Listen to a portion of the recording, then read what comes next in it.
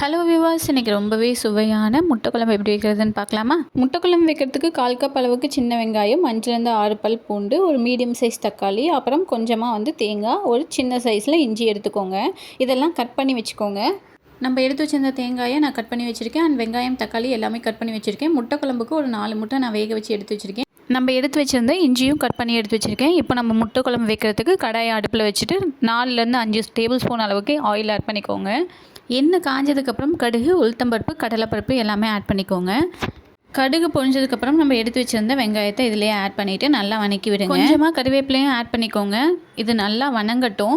இந்த அளவுக்கு நல்லா வணங்கினதுக்கப்புறம் நம்ம எடுத்து வச்சுருந்தா தக்காளியை ஆட் பண்ணிக்கலாம். ஆட் பண்ணிவிட்டு நல்லா வணக்கி விடுங்க.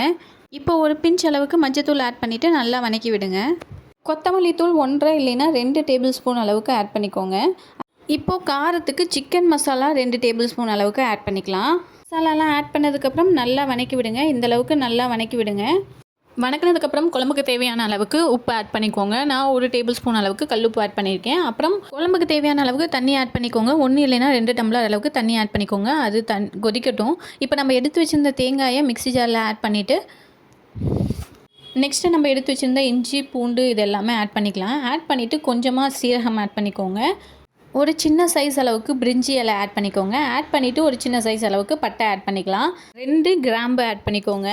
அப்புறம் 5லேருந்து 6 மிளகு ஆட் பண்ணிவிட்டு நல்லா நைஸாக அரைச்சி எடுத்துக்கோங்க. இந்த அளவுக்கு நைஸாக அரைச்சி எடுத்துக்கோங்க. நம்ம வெங்காயத்தை வணக்கி தண்ணி ஆட் பண்ணியிருந்தோம் இல்லையா, அது இந்தளவுக்கு நல்லா கொதிச்சதுக்கப்புறம் நீங்கள் மிக்சியில் போட்டு அரைச்சிருந்தீங்களே அதை எடுத்து இதில் ஆட் பண்ணிக்கோங்க. ஆட் பண்ணிவிட்டு கொஞ்சமாக தண்ணி ஆட் பண்ணிக்கோங்க. குழம்பு நல்லா கொதிக்கட்டும். இப்போ நம்ம வேக வச்சு எடுத்து வச்சுருந்தோம் இல்லையா, அந்த முட்டையை 2 கட் பண்ணி வச்சுக்கோங்க.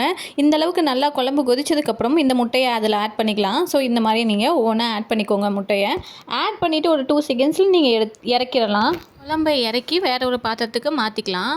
அவ்வளோதாங்க, சூப்பரான முட்டை குழம்பு ரெடி. இதை நம்ம சாப்பாட்டோடு வச்சு கொஞ்சம் முட்டையும் மஞ்சக்கருவும் வச்சு சாப்பிட்டோம் அப்படின்னா சூப்பராக இருக்கும். நீங்களும் ஒன்ஸ் இதை வீட்டில் ட்ரை பண்ணி பார்த்துட்டு கமெண்ட் பண்ணுங்கள். இந்த வீடியோ உங்களுக்கு பிடிச்சிருந்ததுன்னா லைக் அண்ட் ஷேர் பண்ணுங்கள். மறக்காமல் சப்ஸ்கிரைப் பண்ணிடுங்க. நெக்ஸ்ட் வீடியோவில் பார்க்கலாம். டாடா.